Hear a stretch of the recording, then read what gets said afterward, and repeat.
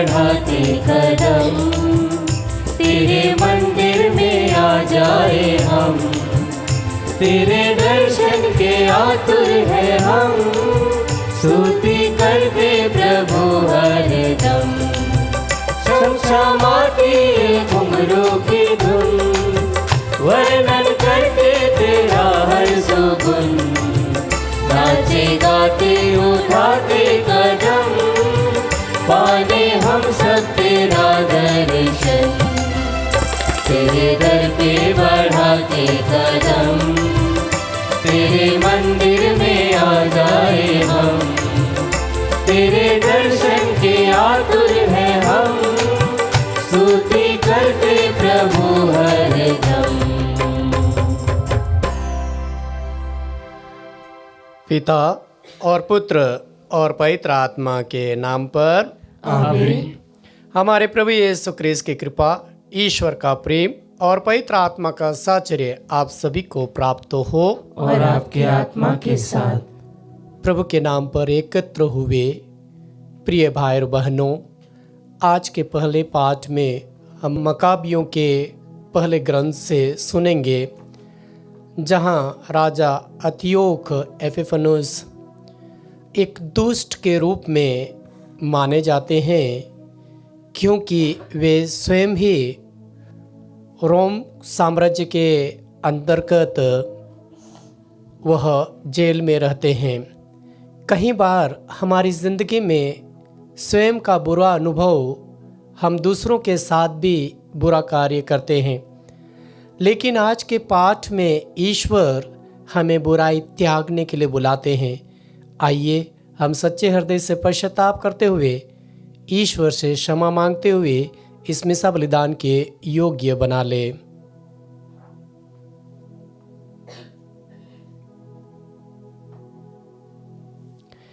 हे भाई और बहनों, मैं सर्वशक्तिमान ईश्वर और आप लोगों के सामने स्वीकार करती हूँ कि मैंने मन, वचन और कर्म से तथा अपना कर्तव्य पूरा न करने से, अपने कसूर से, अपने भारी कसूर से घोर पाप किया है। इसलिए मैं नित्य कुंवारी धन्य मरियम से, सब स्वर्गदूतों, संतों और आप लोगों से, हे भाई और बहनों, विनती करता हूँ कि आप लोग मेरे लिए प्रभु ईश्वर से प्रार्थना करें। सर्वशक्तिमान ईश्वर हम लोगों पर दया करे और हमारे पाप क्षमा कर हमको अनंत जीवन प्रदान करे।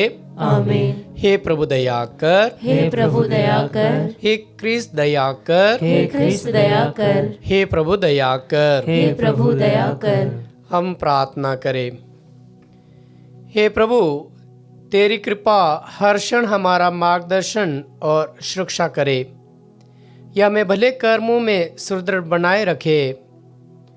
हम यह प्रार्थना करते अपने प्रभु और तेरे पुत्र यीशु क्रिस्त के द्वारा, जो तेरे पवित्र आत्मा के संग एक ईश्वर होकर युगानक जीते और राज्य करते हैं। आमीन। पहला पाठ मकाबियों का पहला ग्रंथ, अध्याय 1, वचन संख्या 10 से 15, 41 से 43, 54 से 57 और 62 से 64 तक। राजा अंतियोख का पुत्र अंतियोख एपिफानेस बड़ा दुष्ट था। वह रोम में बंधक के रूप में रह चुका था। वह यूनानी साम्राज्य के 133वें वर्ष में राजा बना। उन दिनों इज़राइल में ऐसे लोग थे जो संहिता की परवाह नहीं करते थे और यह कहते हुए बहुतों को बहकाते थे, आओ हम अपने चारों ओर के राष्ट्रों के साथ संधि कर लें, क्योंकि जब से हम उनसे अलग हो गए अनेक विपत्तियों का सामना करना पड़ा। यह बात उन्हें अच्छी लगी। उनमें से कई लोग तुरंत राजा से मिलने गए और राजा ने उन्हें गैर यहूदी जीवनचर्या के अनुसार चलने की अनुमति दी। इसलिए उन्होंने गैर यहूदियों के रिवाज के अनुसार यरूशलेम में एक व्यायामशाला बनवाई। उन्होंने अपने को बेखतना कर लिया और पवित्र विधान त्याग दिया। उन्होंने गैर यहूदियों का जुआ स्वीकार किया और वे पाप के दास बन गए।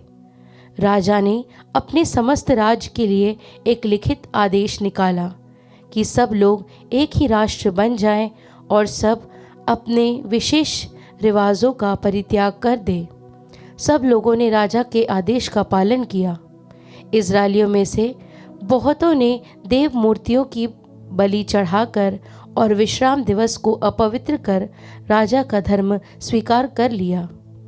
145वें वर्ष के किस्लेव महीने के 15वें दिन राजा ने होम बलि की वेदी पर उजाड़ का विभत्स दृश्य अर्थात देव मूर्ति को स्थापित किया। यूदा के नगरों में चारों ओर देव मूर्तियों की वेदियां बनाई गई और लोग घर के द्वार के सामने तथा चौकों में धूप चढ़ाने लगे। जब उन्हें संहिता की पोथियां मिलती थी तो वे उन्हें फाड़कर आग में डाल देते थे। जिसके यहाँ विधान का ग्रंथ पाया जाता अथवा जो संहिता का पालन करता उसे राजा के आदेश अनुसार प्राणदंड दिया जाता। फिर भी बहुत से इजरायली दृढ़ बने रहे और उन्होंने दृढ़ संकल्प किया कि वे अशुद्ध भोजन नहीं खाएंगे। वे मृत्यु को स्वीकार करते थे जिससे वे अवैध भोजन खाकर दूषित न हो जाएं और पवित्र विधान भंग न करें। इस प्रकार बहुत से इजरायली मर गए। ईश्वर का प्रकोप इजराइल पर छाया रहता था। प्रभु की वाणी। ईश्वर को धन्यवाद। भजन अनुवाक्य। हे प्रभु मुझे जीवन प्रदान कर और मैं तेरी इच्छा पूरी करूंगा। हे प्रभु मुझे जीवन प्रदान कर और मैं तेरी इच्छा पूरी करूंगा। विधर्मियों को तेरी संहिता की उपेक्षा करते देखकर मैं क्रुद्ध हो जाता हूँ। अनुवाक्य। हे प्रभु मुझे जीवन प्रदान कर और मैं तेरी इच्छा पूरी करूंगा। विधर्मियों ने मुझे अपने जाल में फांस लिया था किंतु मैंने तेरी संहिता को नहीं भुला दिया। अनुवाक्य। हे प्रभु मुझे जीवन प्रदान कर और मैं तेरी इच्छा पूरी करूंगा। तेरी संहिता की उपेक्षा करने वाले कुकर्म मेरे निकट आ रहे हैं। अनुवाक्य। हे प्रभु मुझे जीवन प्रदान कर और मैं तेरी इच्छा पूरी करूंगा।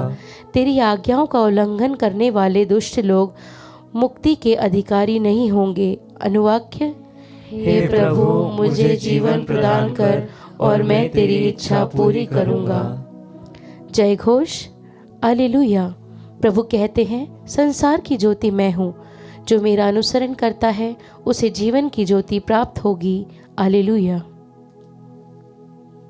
प्रभु आप लोगों के साथ हो और आपकी आत्मा के साथ। संत लूकास के अनुसार पवित्र सुसमाचार। हे प्रभु तेरी महिमा हो। अध्याय 18 वाक्यांश 35 से 48 तक। मैं तुम्हारे लिए क्या करूं, प्रभु मैं फिर देख सकूं। जब यीशु यरीको के निकट आ रहे थे तो एक अंधा सड़क के किनारे बैठा भीख मांग रहा था। उसने भीड़ को गुजरते सुनकर पूछा कि क्या हो रहा है। लोगों ने उससे बताया कि यीशु नाज़री इधर से आ रहे हैं। इस पर वह यह कहकर पुकार उठा, हे यीशु दाऊद के पुत्र मुझ पर दया कीजिए। आगे चलने वाले उसे चुप करने के लिए डांटते थे, किंतु वह और भी जोर से पुकारता रहा, दाऊद के पुत्र मुझ पर दया कीजिए। यीशु ने रुककर उसे पास ले आने को कहा। जब वह पास आया तो यीशु ने उससे पूछा, क्या चाहते हो, मैं तुम्हारे लिए क्या करूं? उसने उत्तर दिया, प्रभु मैं फिर देख सकूं। यीशु ने उससे कहा, जाओ, तुम्हारे विश्वास ने तुम्हारा उद्धार किया है। वह उसी क्षण देखने लगा और ईश्वर की स्तुति करते हुए यीशु के पीछे हो लिया। सारी जनता ने यह देखकर ईश्वर की स्तुति की।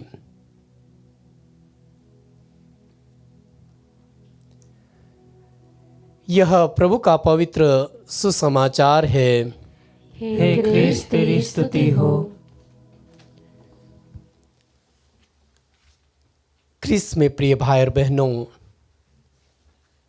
जैसे हमने पहले पाठ में मकाबियों का पहला ग्रंथ से सुना है, जहां राजा अंतियोक का पुत्र अंतियोक एपिफानुस बड़ा दुष्ट था। उसका एक विशेष कारण यह भी था कि वह रोम में बंधक बना करके रखा गया था। हमारी ज़िंदगी में भी यदि बुरे अनुभव होते हैं तो उस अनुभव के आधार पर मानवीय होने के नाते हम भी बदला चुकाना चाहते हैं, लेकिन ईश्वर हमसे बदला लेने के लिए नहीं कहते हैं। यदि आज विश्व भर में देखा जाए तो जो विरोध होता है ईसाइयों का, वो इसीलिए कि दिन प्रतिदिन हम बदले के बदले मानव के हृदय को बदलना चाहते हैं और ईश्वर इस धरातल पर समस्त मानव की मुक्ति हेतु आए, ताकि उसकी शिक्षा से मनुष्य का उद्धार हो सके, मनुष्य को इज्जत मिल सके। लेकिन इस सांसारिक दुनिया को देखे, जिस किसी को अधिकार दिया जाता है वह अपने पावर को, अपने अधिकारों का दुरुपयोग करता जा रहा है।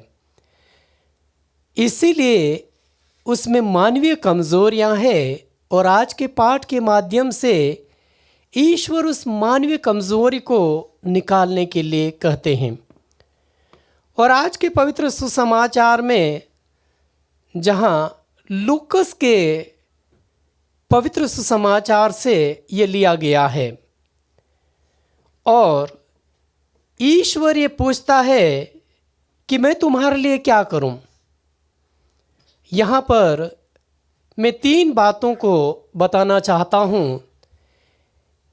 एक, शारीरिक रूप से अंधापन, दूसरा मानसिक रूप से अंधापन और तीसरा आध्यात्मिक रूप से अंधापन। शारीरिक रूप से इस दुनिया में जो अंधे हैं वो ईश्वर की ओर मुड़ते हैं। वो ईश्वर से ये कहते हैं, दाऊद के पुत्र मुझ पर दया कीजिए। यहाँ ये अंधा व्यक्ति अपने अंधेपन, अपनी आंख की दृष्टि को फिर से देखना चाहते हैं और उसे मालूम था कि प्रभु ईसा मसीह ही दया कर सकते हैं। मेरी ज़िंदगी में बहुत सारे ऐसे अनुभव रहे हैं जहाँ मैं इन सुसमाचारों को पढ़ता हूँ, मैंने सुना और देखा और पढ़ा है कि यीशु चमत्कार करते हैं। लेकिन वर्तमान में भी बहुत सारे लोग जो प्रभु के पास आते हैं, मैं मेरी नज़रों से चमत्कार होते देखा हूँ और देख रहा हूँ। सचमुच में लोगों को चंगाई मिलती है। प्रभु बहुत ही ताकतवर है। जो विश्वास करके उसके पास आएगा उसे चंगाई मिलेगी। और प्रभु ईसा मसीह कहते हैं, जो कोई पूर्ण विश्वास लेकर के आते हैं उसे ही चंगाई मिलेगी। जहाँ मार्कुस अध्याय 9 वाक्य 23 में मिलेगा, विश्वास करने वालों के लिए सब कुछ संभव है। और वह व्यक्ति यदि विश्वास लेकर के प्रभु से प्रार्थना करता है तो ईश्वर उसे देगा। शारीरिक रूप के जो अंधापन है, जो बीमारियां हैं, ईश्वर उसे निकालेगा। मानसिक रूप से अंधापन आज हम सभी देखते हैं। हम प्रभु ईसा मसीह को मानते हैं, लेकिन हम में बहुत सारे मानसिक अंधापन बना हुआ है। हम ईश्वर को समय नहीं देते हैं। नौकरी वाले हो, विद्यार्थी हो, बच्चे हो, आज कौन किससे बात करता है? आज हर कोई मोबाइल हो, नेट हो, अन्य चीज़ों में लगे रहते हैं। 3 घंटा यात्रा करते समय भी लोग मोबाइल में देखते रहेंगे, लेकिन पास में कौन बैठा है वह उसकी ओर मुड़ करके भी नहीं देखता है। और यहाँ यह इस तरह से फंस जाता है कि आखिर में इसमें जो मोबाइल हो, नेट हो, उसका सदुपयोग नहीं करते हैं, तो ये मानसिक रूप से अंधा होते जा रहा। सभी परिवारों की एक ही चिंता है कि हमारे बच्चे सुनते नहीं हैं। छोटे से छोटे बच्चों को मोबाइल की लत लग चुकी है। ये मानसिक रूप से अंधापन होते जा रहा है, और इस अंधापन को दूर वो करेगा तो प्रभु ईसा मसीह के पास ही उसे आना पड़ेगा, और इस मनुष्य को प्रार्थना करनी पड़ेगी, ईश्वर के पास आना पड़ेगा, धर्मशास्त्र को उठाना पड़ेगा। यदि वह इन चीज़ों को त्यागता है तो वह निश्चित है अकेलापन हो जाएगा, और यह अकेलापन जब होगा तो विशेष रूप से वह अपनी ज़िंदगी को बर्बाद करना चाहता है। और आध्यात्मिक अंधापन, मनुष्य जानते हैं कि मुझे कहाँ से शांति मिलेगी, लेकिन वह आध्यात्मिक की खोज में नहीं लगा है। वह स्वार्थी बनता जा रहा है। उसका हृदय को, उसके मन को, उसके शरीर को वह तहस नहस कर चुका है। और इसीलिए नबी यिर्मयाह के ग्रंथ अध्याय 17 वाक्य 9 में मिलेगा, मनुष्य का हृदय सबसे अधिक कपटी, अविश्वसनीय है, उसकी था कोई नहीं ले सकता है। तो इस अंधे व्यक्ति ने ईश्वर को पुकारा, दाऊद के पुत्र मुझ पर दया कीजिए। क्या सचमुच में हम प्रार्थना करके ये कहने को तैयार है कि हे प्रभु, हे राजाओं के राजा यीशु मसीह, मुझ पर दया कीजिए? यदि हम प्रार्थना करेंगे तो ईश्वर हमारी प्रार्थनाओं को सुनेगा, क्योंकि नबी ईसाइया के ग्रंथ अध्याय 43 वाक्य 4 में मिलेगा, तुम मेरी दृष्टि में मूल्यवान और महत्व रखते हो, मैं तुम्हें प्यार करता हूँ। किसी भी धर्म जाति का इंसान क्यों ना हो, यदि उसने प्रभु ईसा मसीह में विश्वास रखते हुए आया है, उसके घर में शांति मिलेगी, बीमारी से चंगाइयाँ मिलेगी। मानसिक रूप से जो ग्रस्त हो चुके हैं, जो किसी की बातें नहीं सुनते हैं, उसे चंगाई मिलेगी, क्योंकि फिलिपियों के नाम संत पौलुस के पत्र अध्याय 4 वाक्य 6 में ईश्वर कहता है, किसी बात की चिंता मत करो। और यह अंधा व्यक्ति ईश्वर के पास आता है और कहता है, मुझ पर दया कीजिए। और प्रभु ने सिर्फ इतना ही कहा, जाओ, तुम्हारे विश्वास ने तुम्हारा उद्धार किया है। कई बार लोग आते हैं प्रार्थना के लिए और वो मुझसे पूछते हैं, मुझे चंगाई मिलेगी या नहीं मिलेगी? मैं उनसे पूछता हूँ, क्या आपको विश्वास है कि प्रभु आपको चंगा करेगा? यदि आपका विश्वास है कि वो चंगा करेगा तो ज़रूर आपको चंगाई मिलेगी, आपके परिवार में शांति मिलेगी। और प्रभु ईसा मसीह उस अंधे व्यक्ति को जैसे कहते हैं, जाओ, तुम्हारे विश्वास ने तुम्हारा उद्धार किया है, और वो पुनः देखना शुरू करता है और ईश्वर के पीछे हो लेता है। प्रिय भाई बहनों, आप लोगों के परिवार में दुख तकलीफ, परेशानियाँ, चिंताएँ, बीमारियाँ सब कुछ हो सकती है, लेकिन प्रभु ईसा मसीह मत्ती अध्याय 11 वाक्य 28 में कहते हैं, थके मांदे और बहुत से दबे हुए लोगों, तुम सब के सब मेरे पास आओ, मैं तुम्हें विश्राम दूंगा। आइए, अपनी बीमारी को लेकर के आइए, अपनी चिंताओं को लेकर के आइए, अपने परिवार को लेकर के आइए, अपने बच्चों को प्रभु के हाथों में समर्पित कर दे, ताकि हमारे अंदर जो आध्यात्मिक हो, जो शारीरिक हो, जो मानसिक अंधेपन को दूर रखने के लिए उस ईसा मसीह से प्रार्थना कीजिए, जहां वह सभी को, विशेष रूप से सभी मानव जाति की रक्षा करने के लिए, चंगाई देने के लिए और अधिक से अधिक उसे प्यार करने के लिए इस धरातल पर आए हैं। आमीन।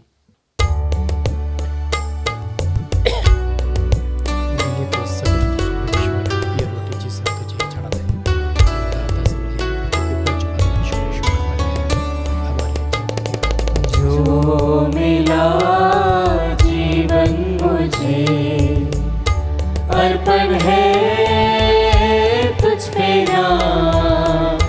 जो है मेरा सो है तेरा, शाख सो रोटी के साथ। ये जो है मेरा मन, कर दो इसे पावन।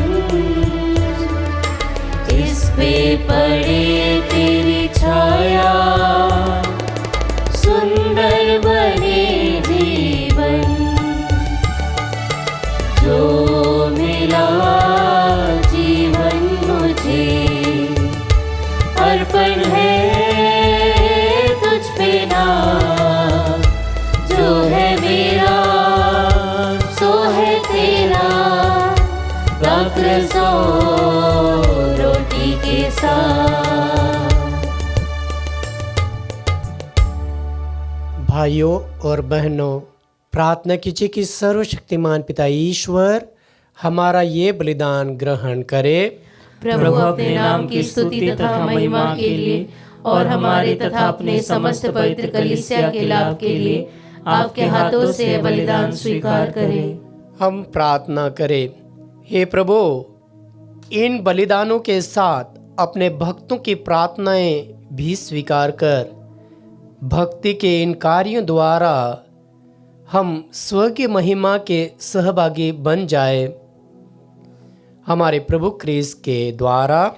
आमीन। प्रभु आप लोगों के साथ हो और आपकी आत्मा के साथ। प्रभु में मन लगाइए। हम प्रभु में मन लगाए हुए हैं। हम अपने प्रभु ईश्वर को धन्यवाद दे। यह उचित और न्याय संगत है। हे प्रभु पवित्र पिता, सर्वशक्तिमान शाश्वत ईश्वर, ये वास्तव में उचित और न्याय संगत है।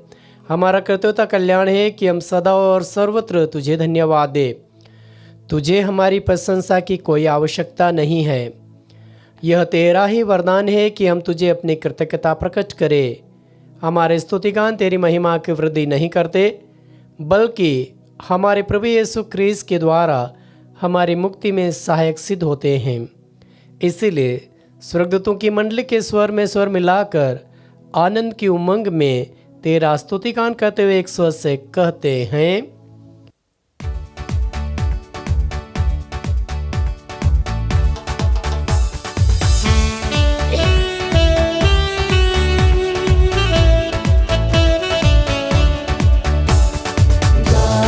हम सब मिलकर जीवंत ईश्वर का स्तुति गाए। हम सब मिलकर जीवंत ईश्वर का स्तुति गाए। पवित्र है परमेश्वर, पवित्र है सर्वशक्तिमान। पवित्र है परमेश्वर, पवित्र है सर्वशक्तिमान। पवित्र है अमर ईश्वर। जय हो तेरी जय हो, जय हो तेरी जय हो, जय हो तेरी जय हो। कृपा है सभी हाथ जोड़े। हे प्रभु, तू वास्तव में पवित्र है, सारी पवित्रता का स्तोत्र। हम तुझसे प्रार्थना करते हैं, तू इन उपहारों को अपनी आत्मा के स्पर्श से पवित्र कर दे, कि हमारे प्रभु यीशु क्रिस्त का शरीर तथा रक्त बन जाए। जब वे स्वेच्छा से मृत्यु के लिए सौंपे गए, उन्होंने रोटी ली, तुझे धन्यवाद दिया और रोटी तोड़कर उसे अपने शिष्यों को देते हुए कहा, तुम सब इसे लो और इसमें से खाओ, क्योंकि यह मेरा शरीर है जो तुम्हारे लिए बलि चढ़ाया जाएगा।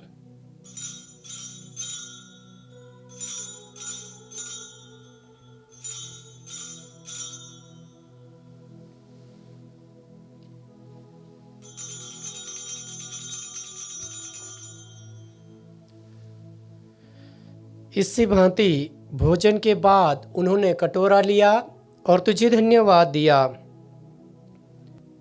और उसे अपने शिष्यों को देते हुए कहा, तुम सब इसे लो और इसमें से पियो, क्योंकि यह मेरे रक्त का कटोरा है, नवीन और अनंत व्यवस्थान का रक्त, जो तुम्हारे और बहुतों के पापों की क्षमा के लिए बहाया जाएगा। तुम मेरी स्मृति में यह किया करो।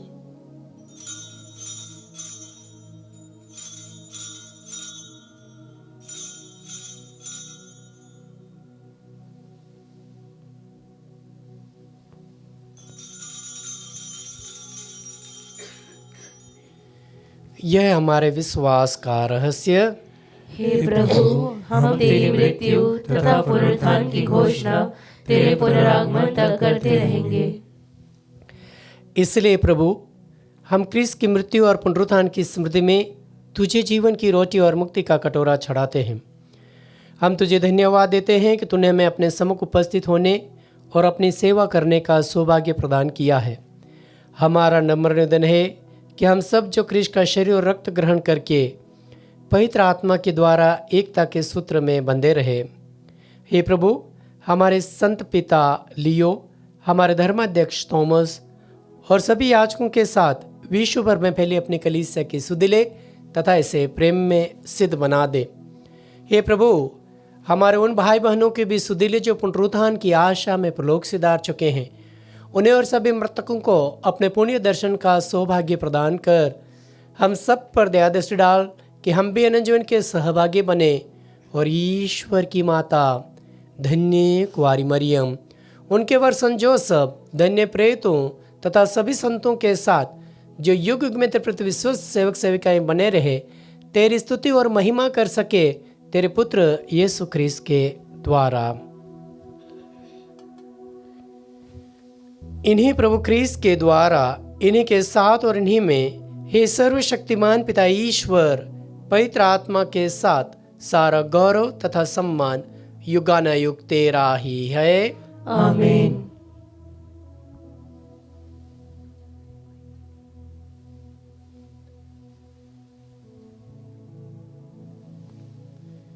आइए हम बड़े भक्ति भाव के साथ में सभी बीमार भाई बहनों के लिए प्रार्थना करें।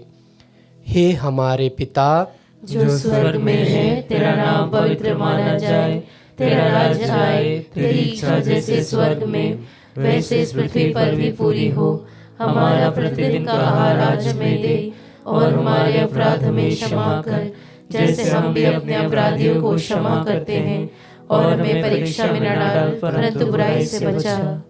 हे प्रभु, हम तुझसे प्रार्थना करते हैं सभी बुराइयों से हमें बचा और जीवन में हमें कृपा पूर्वक शांति प्रदान कर। हम तेरी दया से सदा पाप से दूर और हर विपत्ति से सुरक्षित रहे और उस दिन की प्रतीक्षा करते रहे जब हमारे मुक्तिदाता यीशु ख्रीस्त फिर प्रकट होकर हमारी मंगल में आशा पूरी करेंगे। क्योंकि तेरा राज्य, तेरा सामर्थ्य और तेरी महिमा अनंत काल तक बनी रहती है। हे प्रभु यीशु ख्रीस्त, तूने अपने प्रेरितों से कहा, मैं तुम्हारे लिए शांति छोड़ जाता हूँ, अपनी शांति तुम्हें प्रदान करता हूँ। तो हमारे पापों पर नहीं, अपनी कलीसिया के विश्वास पर दृष्टि डाल और उसे शांति तथा एकता प्रदान कर, तू जो युगानुयुग जीता और राज्य करता है। आमीन। प्रभु की शांति सदा आप लोगों के साथ रहे और आपकी आत्मा के साथ। हम परस्पर शांति अभिवादन करें। हे ईश्वर के मेमने, तू संसार के पाप हर लेता है, हम पर दया कर। हे ईश्वर के मेमने, तू संसार के पाप हर लेता है, हम पर दया कर। हे ईश्वर के मेमने, तू संसार के पाप हर लेता है, हमें शांति प्रदान कर। देखिए ईश्वर का मेमना जो संसार के पाप हर लेते हैं। धन्य जो प्रभु के भोज में बुलाए जाते हैं। हे प्रभु, मैं इस योग्य नहीं हूँ कि तू मेरे यहाँ आए, किंतु एक ही शब्द कह दे और मेरी आत्मा चंगी हो जाएगी। इसका शरीर और रक्त अनंत जीवन के लिए हमारे रक्षा करता रहे। आमीन।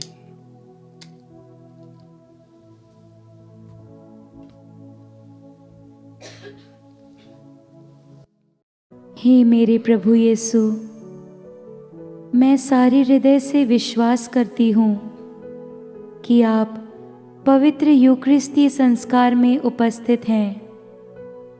हे प्रभु, मैं सभी चीज़ों से बढ़कर आपको प्रेम करती हूँ और मेरी यही अभिलाषा है कि आप मेरी आत्मा में आकर बस जाएं, क्योंकि हे प्रभु, मैं आपको आज ग्रहण करने में असमर्थ हूँ।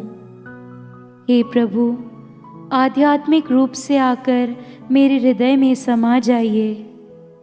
हे यीशु, मैं आज आप में एक होना चाहती हूँ और आप में समा जाना चाहती हूँ।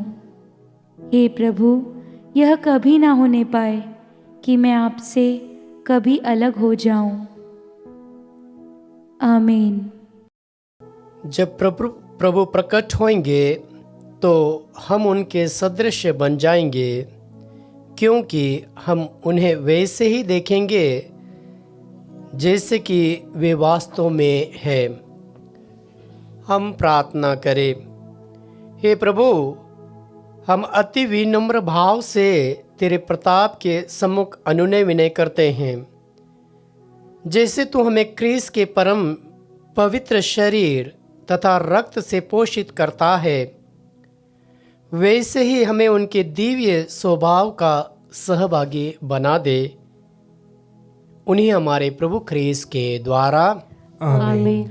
प्रभु आप लोगों के साथ हो और आपकी आत्मा के साथ। सर्वशक्तिमान ईश्वर पिता और पुत्र और पवित्र आत्मा आप सभी को आशीर्वाद प्रदान करे। आमीन। आप लोग विदा ले प्रभु के प्रेम में जीवन बिताए। ईश्वर को धन्यवाद।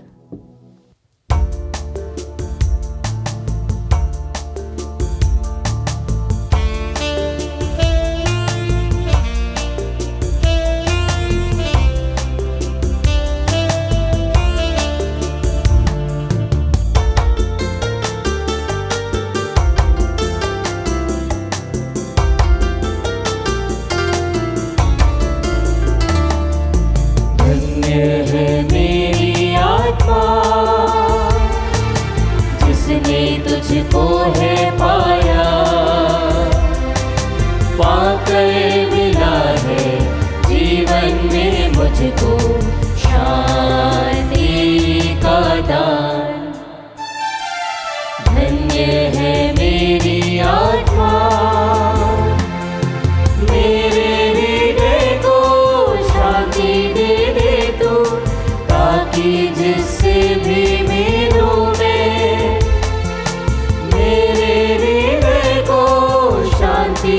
दे तू, ताकि जिससे भी मिलूं मैं।